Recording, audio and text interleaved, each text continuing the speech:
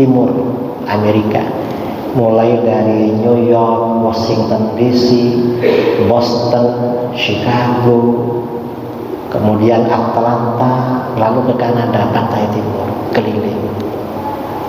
Pelajaran yang saya ambil apa? Di Amerika itu umat Islam Indonesia ramai, umat Islam dari India ramai. Tapi ada bedanya apa? Umat Islam Indonesia yang ramai se-Amerika masjidnya cuma ada 5. Orang India sama-sama ramai, masjidnya nggak bisa dihitung. Karena kemana-mana selalu jumpa masjid India. Kalau masjid Indonesia jangan berharap deh, karena se-Amerika cuma 5. Kira-kira kesimpulannya apa ini? Kira-kira orang India banyak masjidnya, orang Indonesia masjidnya 5. Kesimpulan secara halus, orang India rajin ke masjid. Kan begitu. Orang Indonesia kurang rajin ke masjid. Dan ternyata apa? Masjidnya orang Indonesia gak ramai ya kayak gini. Di Texas, Indonesia punya masjid, orang Indonesia, Masjid Istiqlal. Warga Indonesia di situ lebih 5.000. Di Texas itu juga ada orang Pekanbaru. Yang ngawal saya di sana orang Pekanbaru juga. Di Texas. Ternyata warga Indonesia dari 5.000 orang itu yang aktif ke masjid, saya hitung itu sekitar 25 orang. Saya selama 1 minggu di situ, yang mendengarkan ceramah saya 25. Mulai maghrib sampai taraweh masjid itu full sampai mentok di luar. Kira-kira jamaah yang hadir itu 250-an. Warga Indonesia 25. Yang 225 orang mana? Orang India. Jadi yang memenuhi itu orang luar sana. Orang Indonesia cuma punya masjidnya. Nah, sholatnya beda. Kalau masjidnya orang India, tarawehnya 23 rakaat. Masjidnya orang Indonesia, tarawehnya 11. Saya minta 23, saya pernah jadi imam. Dapat 8 rakaat, saya minta gimana? Ini 23 apa 11? Maaf Kiai, 11 aja kata.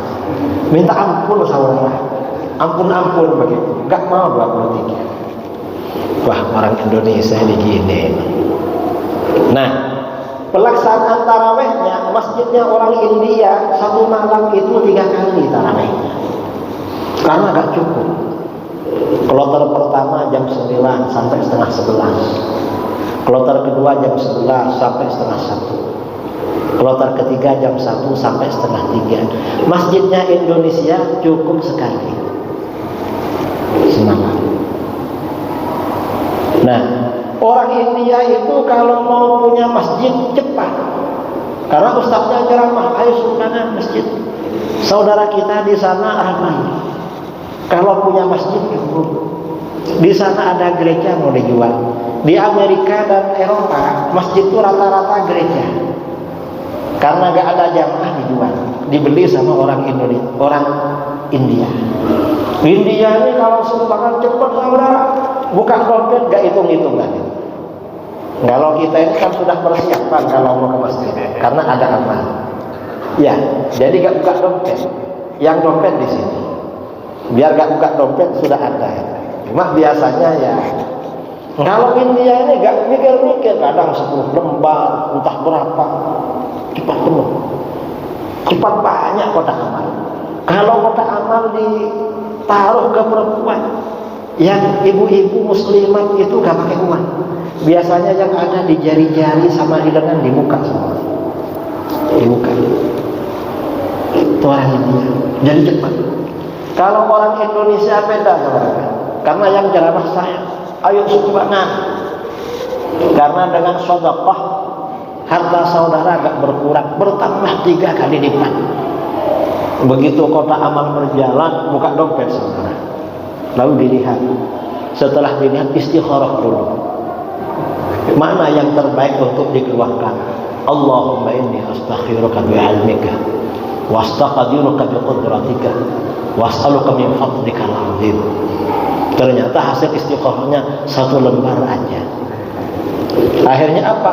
Masjidnya lama mau lunas, saudara, kalau beli gereja. Nah, karena memang ibadahnya beda level ya. Orang Indonesia ini levelnya di bawahnya orang India.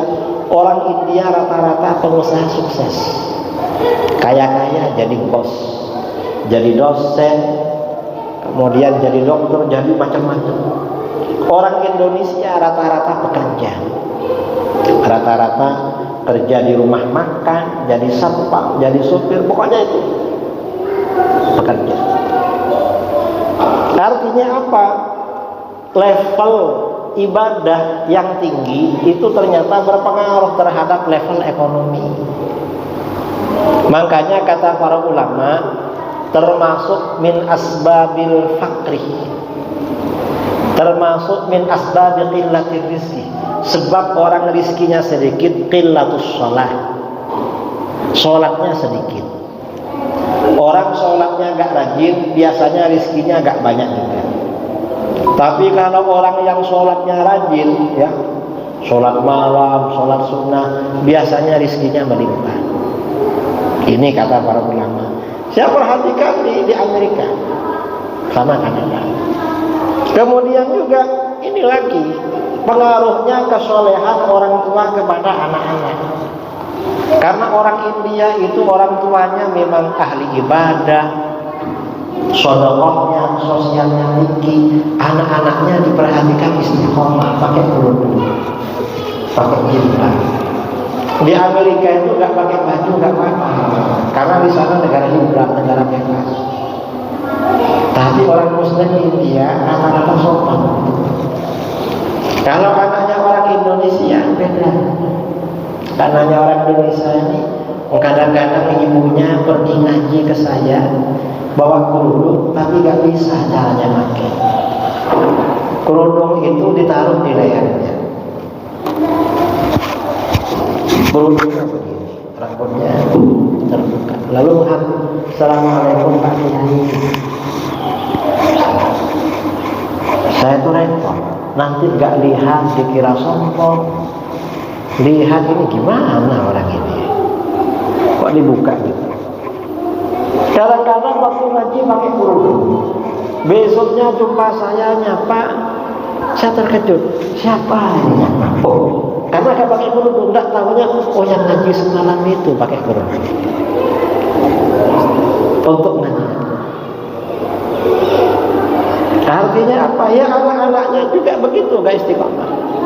Makanya kita itu kalau ingin punya anak yang soleh, ingin punya anak yang sukses, maka orang tua mendekat ke masjid, orang tua dekat dengan ibadah, orang tua dekat dengan kajian ilmu agama, orang tua semakin dekat dengan sedekah.